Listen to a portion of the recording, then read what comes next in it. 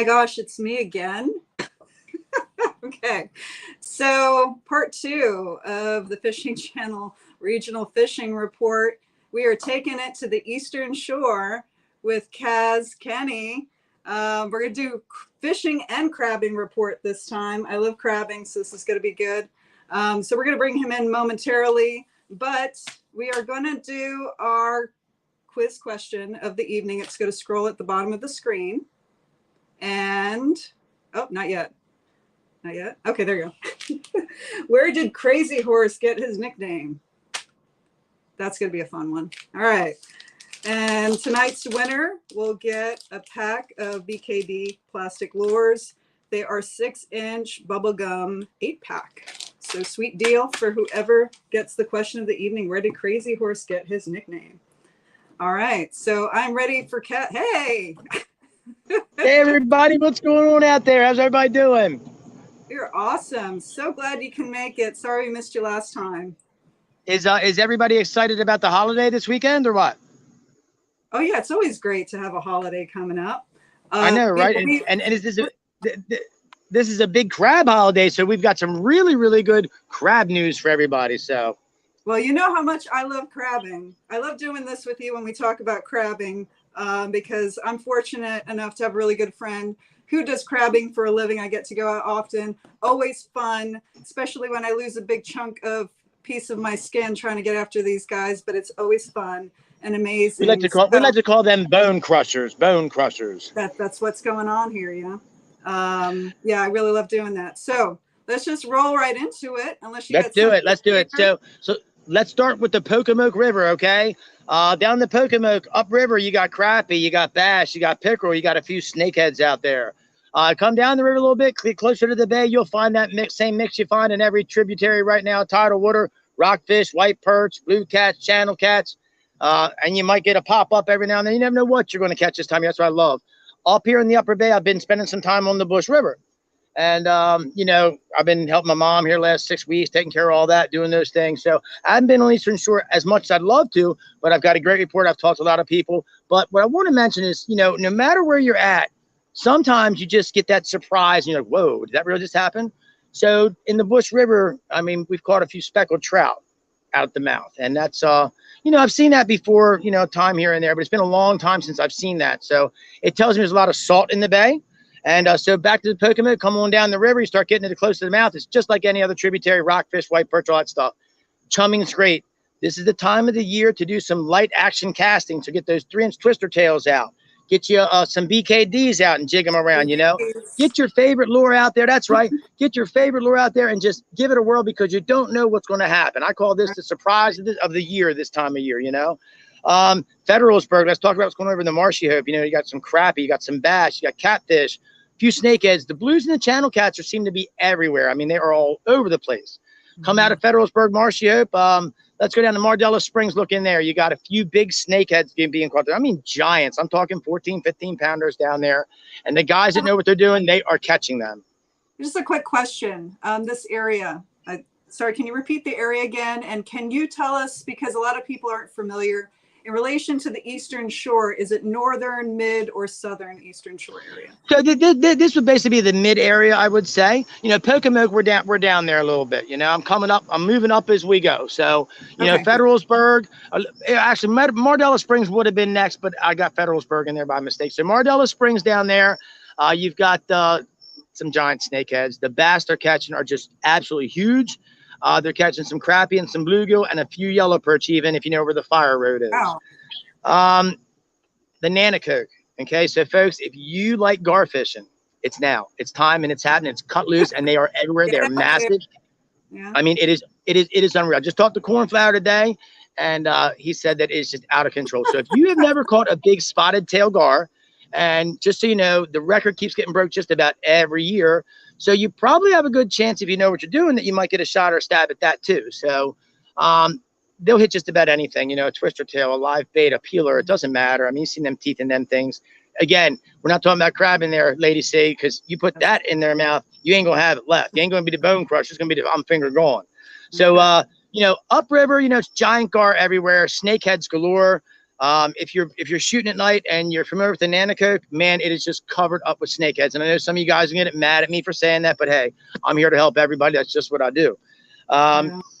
Crappie, blue cats in the Nanacoke upriver. Come down river, you know, we start getting towards the Vienna area, the 50 area, that kind of stuff. You're seeing blue cats, you're seeing snakeheads. Had a friend out there was bass fishing the other day, and he wound up hooking into about a 45-pound blue cat. He didn't know what to do. So you never know what you're going to catch. I always say that. Perch, stripers down there. You know, if you're chumming, this is a good time to chum. You know, it's easy pickings. And look, the rockfish are really nice this year. Yeah. You know, I was talking to some guys today in the Nanacoke. They're catching 12-pounders right now, casting the shoreline bass fishing. So, you know, a lot of folks don't know this, but I'm going to talk about blackwater a minute and blow everybody's mind about rock fishing there. So, you know, back to the Nanacoke, come out to the mouth, Elliott's Island. This is stuff that I know Grant Crazy Horse is going to love. And I have an idea how I got that name, and I might mention it at the end when I'm done. All right. So, you know, this is something you guys would absolutely love, because I know he likes catching these big bull reds. So get ready, y'all. All right. So, mouth of the Nanacoke, south of Elliott's, you've got some really nice rockfish. Like I said, 10, 15 pounds, bluefish.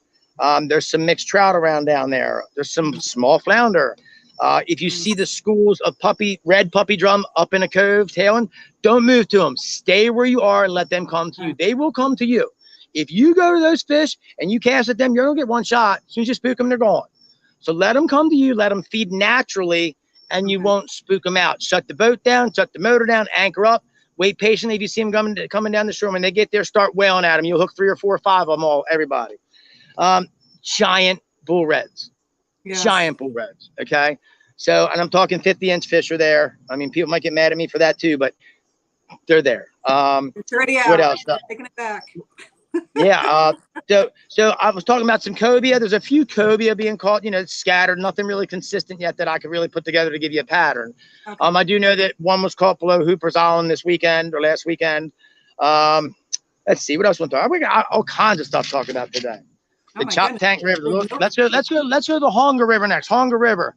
Hundreds and hundreds of little trout. If you like catching speckled trout, this is all you need. A 1.5 to 2-inch round weighted bobber, about 6 inches of lead. That's it. And a 3-inch white twister tail, and just cast that thing and start popping. As soon as you pull that school, they're not big, but you're going to have fun catching lots and lots of fish every cast, whether it be trout, white perch, small rock, you don't know, but you will find keepers if you put the time in. So throw that bobber out, pop it a couple times, make a little noise. They'll come up and look. As soon as it's clear water, you can watch this. It's amazing. If you got YouTubers and you got cameras, get down there and get the videos while the water's clear. It's going to be muddy in about 3 weeks. So, you know, you can watch these fish by the hundred just come up off the bottom out of the grass and look at your bait, and one of them will grab it. It's awesome. So, Little Chop Tank River. Crabs all over the place. Crabs all over the place in there, okay? Slaughter Creek. It doesn't matter where you go. The target depth you're looking for is 5 to 12 feet. That's what you want, 5 to 12 feet. What's the best bait?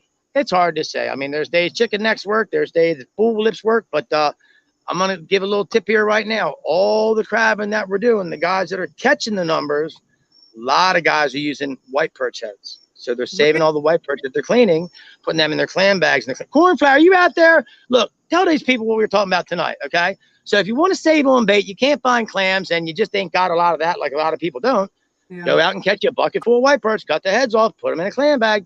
Best bait you ever see. Thank me later. If you want to do it even better, spray a little garlic on it. Put some scent out there for them pigs, you know?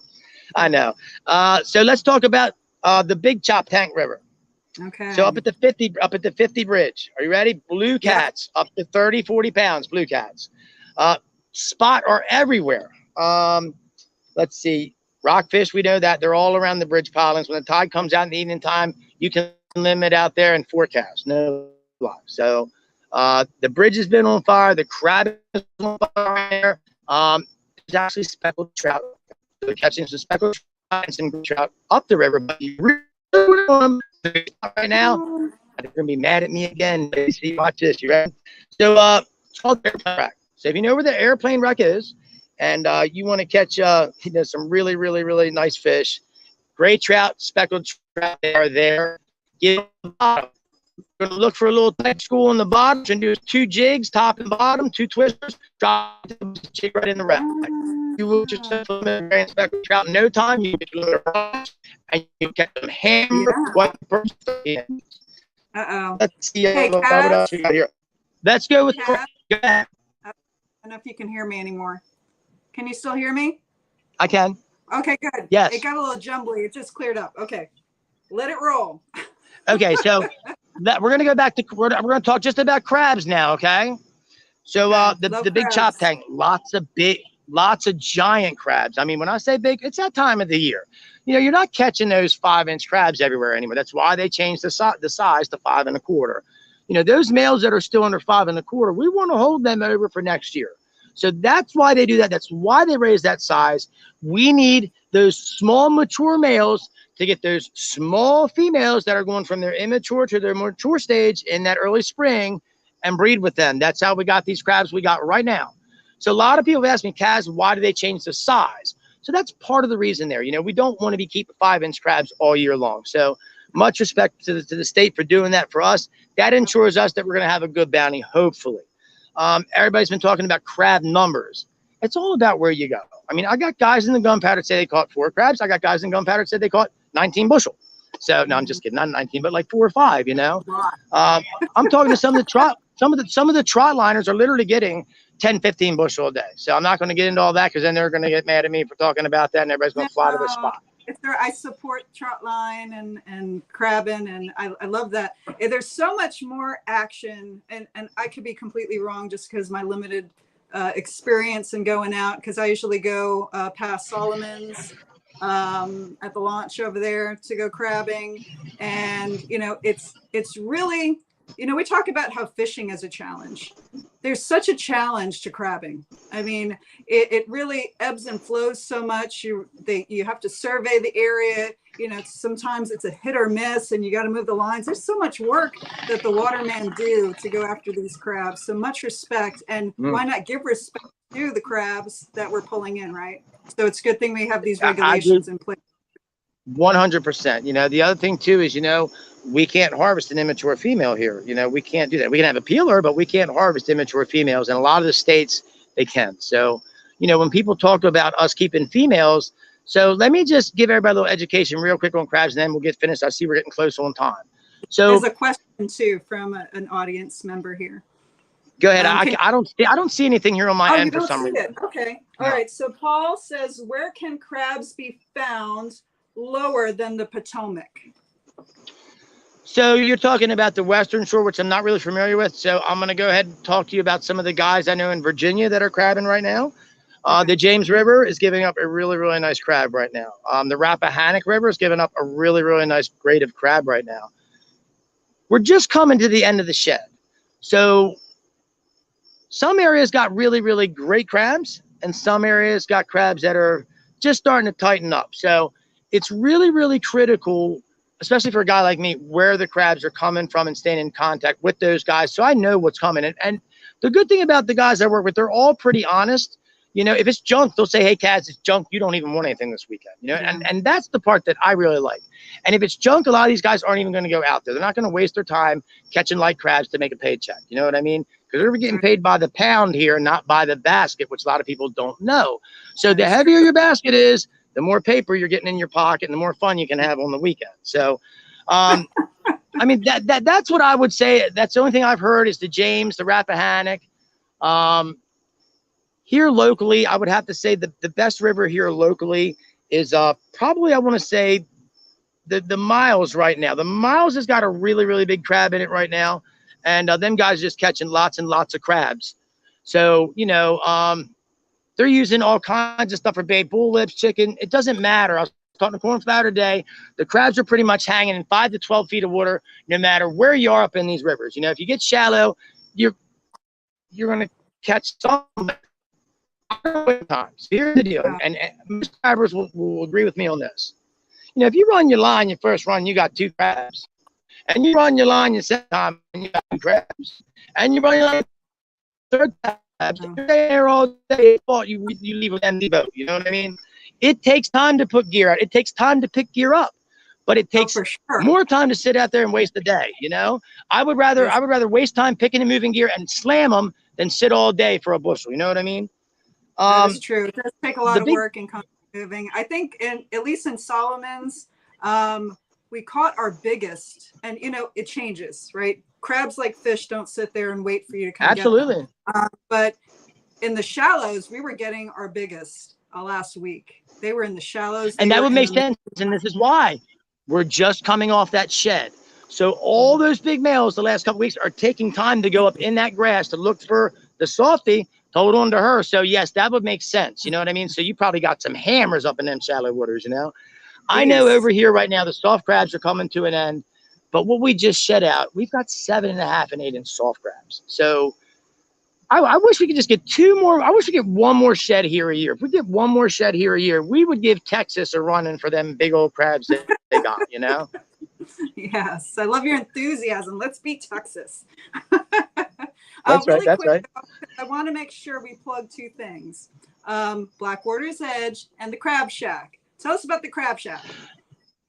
Okay, so the crab stand, you can find me at 21338 York Road up at the Maryland-Pennsylvania line. I only sell Maryland crabs. I'm not going to spend my hard-earned money on 4-day-old crabs from other countries that who knows God what's in them when I buy them, and half of them are dead and somebody's mad at me. So the whole name of the game is the F word. You know, nobody likes the F word as a cuss word, but I love the F word as fresh. So we say that word all the time. We love it. We love it when you come to the crab stand and you use the F word. You say the F word out there, I'll throw 2 extra crabs in your bag every time. Fresh, fresh, fresh, and fresh. So that's the crab stand. It's crab meat, soft crabs, hard crabs, oysters, shucked oysters, shrimp, scallops this weekend, and I'll probably add a few more goodies. I just haven't figured out what they're all going to be yet. As far as Blackwater's Edge goes, you know, so we postponed our last tournament. We've had some scheduling issues and manpower issues with me here. Eddie with the store, you know, he had a bunch of people that were out. We couldn't get people to cover. We can't shut the store down. You know what I mean? So I know that we moved that tournament. We've got another tournament upcoming in a couple of weeks. Now, what we're going to do next year is I think we're going to get back to the original plan, kind of stay local with our tournament trail, and then maybe we'll do that other tournament trail also. It was a lot for us to handle, you know, with the podcast, with the trail, with me doing seminars, with me doing interviews, with me doing news reports, with me moving everywhere. Gary's getting hit. You know, they're calling Eddie at the store for interviews from WBOC. So you've been I'm not making excuses. We've been so busy with everything. It's not funny. And then me coupled with what I got going on, it's just really, really been a thorn in our side. So I know we're working through your podcast. You know, if you can tell people in a minute when I'm finished how to connect or when to expect podcasts, just so people have it fresh in their head when to expect it. But I love your podcasts. I love the feel of you guys sitting together and powwowing and having a good time. But we have fun, you know. All of you work so hard. You know, I watch your Facebook page, Kaz Kenny. Find him on Facebook, follow him. You're, you know, without getting too deep into certain subjects, but you are a huge advocate for a lot of things to protect the fishery. You're funny. You have some really funny posts too. But the Blackwater's Edge is primarily about education, right? And I love that about your shows. So I love following them when they come on, and I can't wait till you guys restart. Well, I mean, here's the thing. I've been doing a lot behind the scenes a lot of people don't know about. I've been lobbying in Annapolis on some new laws with snakeheads that I want to see put into place. There's just too many things going on that we can really, really cover if we fine-tune a couple of things.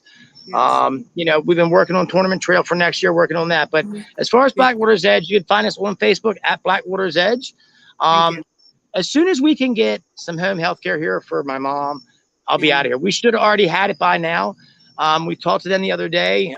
They're understaffed, just like everybody else. So we can't get a nurse here. So, you know, my biggest thing is I don't want to leave her here too long and I'm gone. I've had a couple times where I've come home. It's a complete disaster. She's on the floor. She hasn't got, you know, so my thing is, you know, right now, the most important thing to me is getting through this.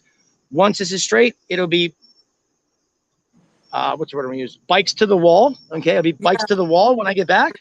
And we'll be just going hardcore. So a lot of stuff coming up for the winter. We got a lot of filming that we're going to be doing with snakeheads and cicadeer with U.S. Fish and Wildlife, Blackwater National Wildlife Refuge, a couple of the guys down there, like Doug, who has the Sika seducer. So we got a whole entourage of guys. We're going to do a big Sika production this year on a how-to for guys that have never Sika hunted that may not be familiar with the area. So I don't know. I love you guys too. I love watching the show. I love anything I can do to help you guys out. And my mom is still talking about that beautiful flower vase. One more thing before I go. I think last time I talked to you, she wasn't doing very well as far as remembering things and stuff like that. So let me tell you what I did. I got her 2 ducklings. I brought them home and I lied to her. I said, Mom, I said, I got these ducks for a friend, but she can't get them till tomorrow. Can you take care of them tonight? She said, oh, yeah, you know, I had a chicken farm when I was a little girl. I said, yeah, I know you did. I get to work the next day, the phone's ringing. Now, she can't remember much, and now all of a sudden, she remembered everything. Call me, Kaz, where's the duck food? I can't find it. The ducks are hungry. They're pecking on the floor. I don't know what to do. In 24 hours, I watched a senior citizen go from I'm struggling to my mind's back. So I love you guys. It's all about helping people. If you got something you can give away to somebody, do it. Give away what you have to keep what you have. One day, people will understand that. Right on. Amen. So we have someone cheering in your corner. Deb says, ready for the comeback. Miss you guys. Right on. I love you, Deb. I love you. Yes. And look, can I give my guess for Grant, and then I'll get off here on the name? Say again. Can I give my guess for Grant on the crazy horse, or do you not want me to do that here? We can talk. We can talk offline. Okay, sounds good. I was gonna say I know I got that name. Anyway, I don't know how much time you need me for. We're still going, or what do you got? Yeah, 2 quick things. Actually, 3 quick things. Okay, sorry. Yeah, one thing. Love the hoodie. All right. This is Grant's design here. We actually are selling this hoodie. We have a whole other line of clothing, which is not important right now because it's about what's going on the Eastern Shore. But thank you. You can purchase them. We will let you guys know how to do that. What else? If you guys get me a link, then I'll put that up on all our platforms for you too. Thank you so much. We have David Sikorsky who's on. Hi, David. Thanks so much for coming. Big Dave, what's going on, buddy? I missed you so much, man. Yeah, so he says ditto. I think it's to ready for your comeback. Miss you guys. I think that's what he's referring to. So it's really good. Hey, don't call. Hey, Dave, don't you call it a comeback. I've been here. I've just been real quiet about what's going on. That's all. Yes. Well, I see it's getting dark. I love Dave. I love Dave Sikorsky. So let me just plug in real quick. The great Chesapeake Invasives. So look, folks, if you want to check out CCA, check out Dave Sikorsky over there. He is a great friend of us here at Blackwater's Edge and the Fishing Channel, and does so much work to make it a better fishery out here. You just don't know. You know, you all ask me where I got my slogans from about education. Educating the public, raising awareness, building a better angler. That came from Dave Sikorsky, me and him talking. You know, I sat there one day, I said, what can I do? And that was what I said, educate the people, help them learn, you know, and Dave has taught me so much that I can't thank him enough for the things that he's done for me. Right on. We support Dave. He was on our show. Definitely support the CCA. So check out David Sikorsky at ccamaryland.org. Support the chapter, support the people who are supporting what's going on in the fishery, protecting the resource. Thank you for your plug. Thank you so much for your time, Kaz. Always a pleasure. Wish the best for Mama Kaz, as always. I love you guys. I love you guys. And make sure Grant gets with me before the weekend so that I can make sure that he's in the right spot crabbing so he doesn't get a skunk, a big old 0. Oh, no, you know? Gonna be good. We're going out all together with his little girl, so it's gonna be fun. Thanks so much. Thanks so much, everyone, for tuning in. As always, Kaz, this is fun, exciting, learn something. It's great. So everyone have a good evening. Fish on. Bye-bye.